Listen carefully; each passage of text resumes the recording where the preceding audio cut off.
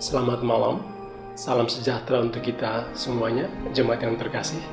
Kita berkumpul lagi di malam hari ini selaku orang percaya untuk datang memuji dan memuliakan nama Tuhan sebagai Tuhan yang agung, yang layak dipuji dan disembah.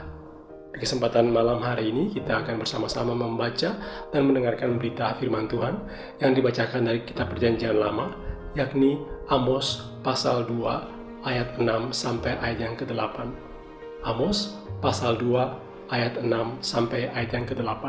Namun sebelumnya mari kita berdoa untuk memohon Roh Kudus membantu kita memahami apa yang kita baca dan kita dengarkan. Mari kita berdoa. Ya Tuhan, kami datang di hadapan-Mu, kami mengaku akan kekurangan kami dalam segala hal. Kami membutuhkan Engkau dalam kehidupan kami untuk membantu memahami semua yang kami baca di kesempatan malam hari ini.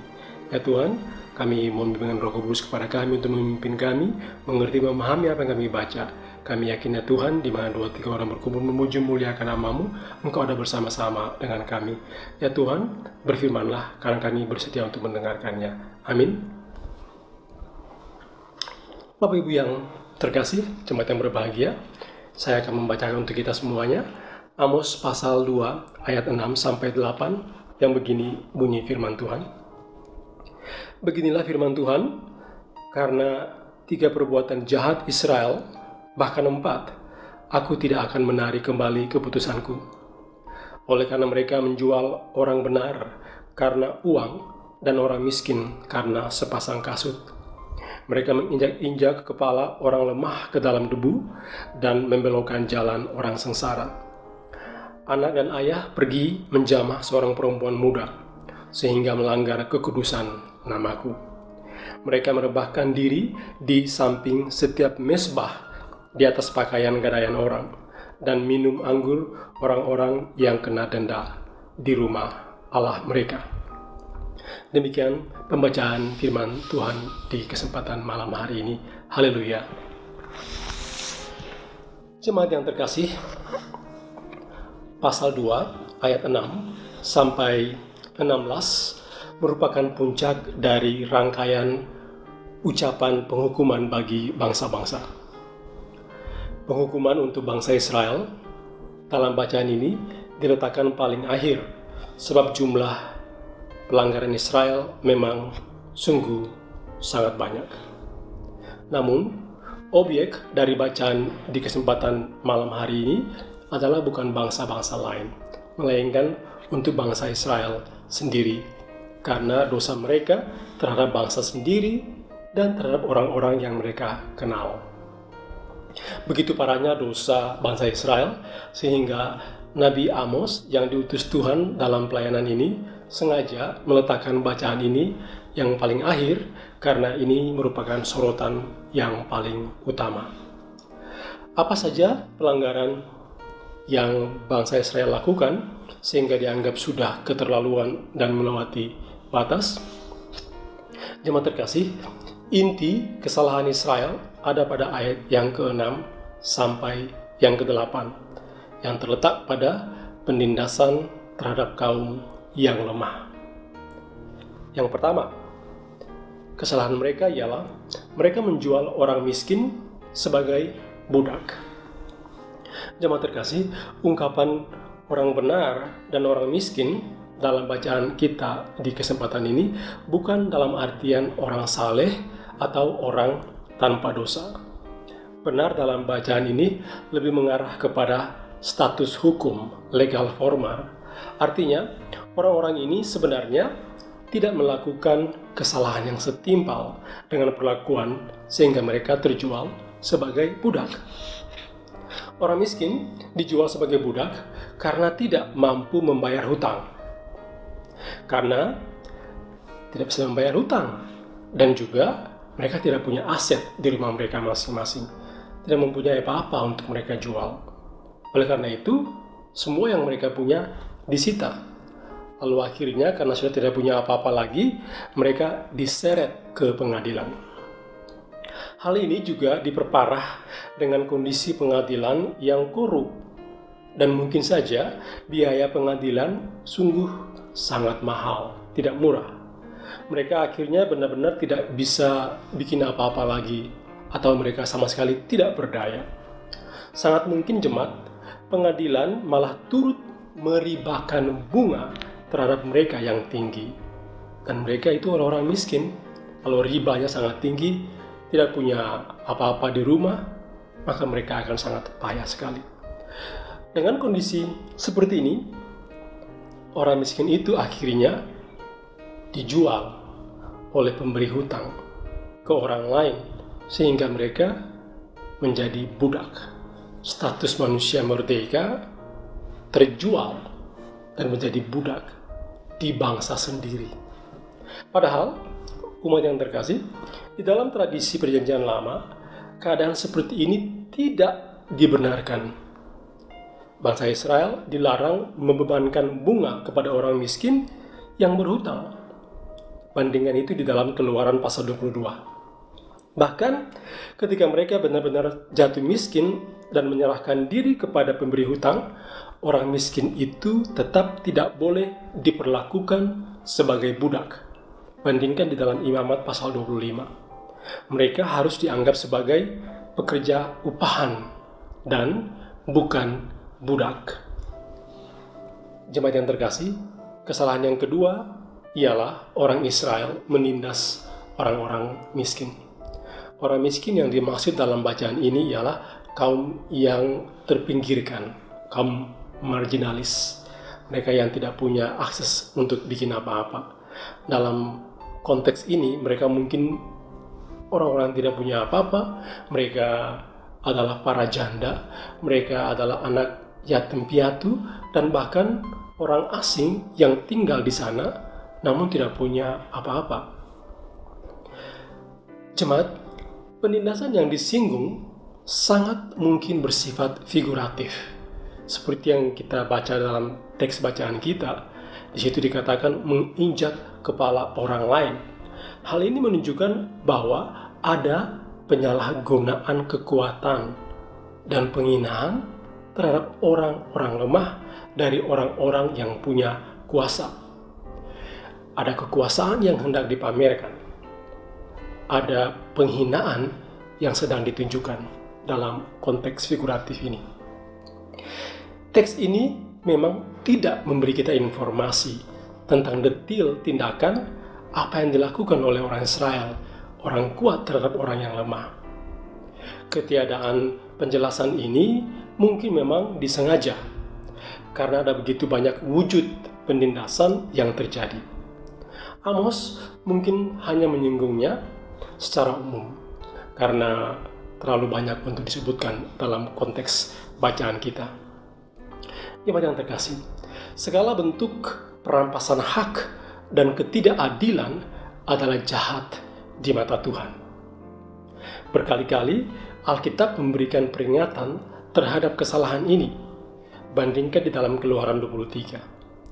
Umat Tuhan bahkan pada waktu itu diperintahkan untuk memberikan keadilan kepada orang yang lemah dan membela hak-hak mereka yang lemah.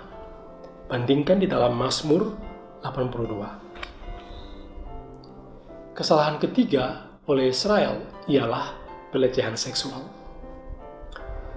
Terjemahan LAI, Lembaga Alkitab Indonesia, yang kita baca ialah seorang perempuan muda. Memang kata ini tidak terlalu tepat, sebab dalam bahasa aslinya ialah na'arah.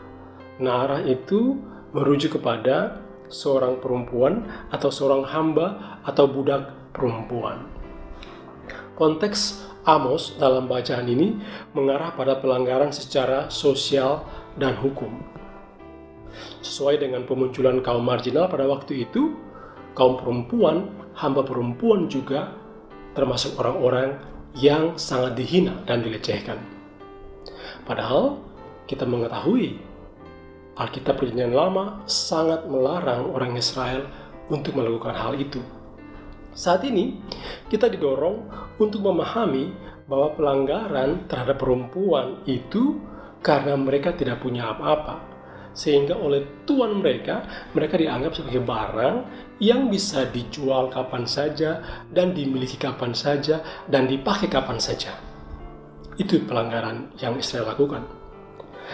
Ada hal yang tidak baik dalam konteks ini. Apa yang dilakukan terhadap hamba perempuan ini merupakan pelanggaran terhadap kekudusan Tuhan. Itu yang harus kita garis bawahi.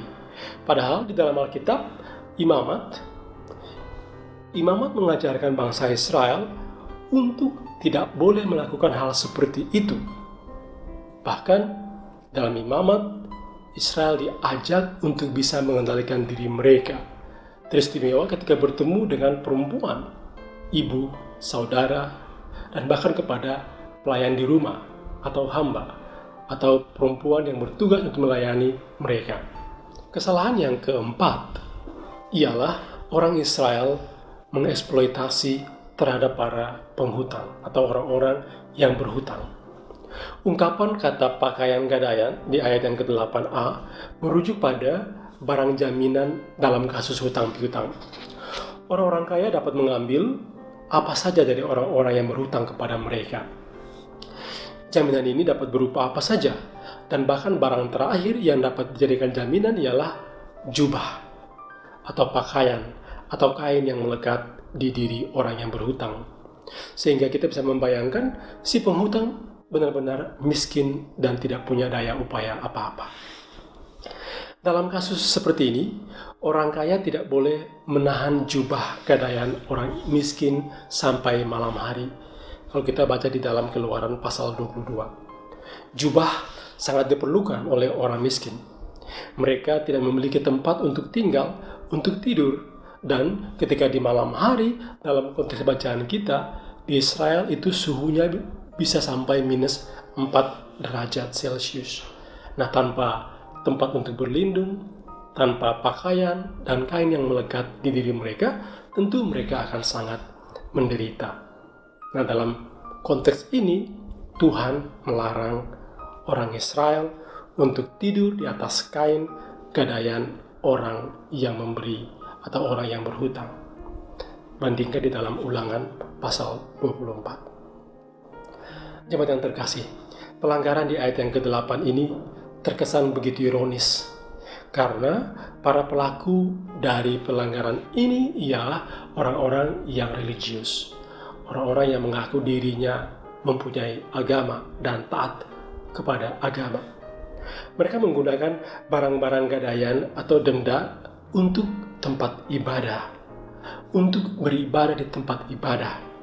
Entah penyembahan ini mereka lakukan kepada Tuhan atau kepada para dewa.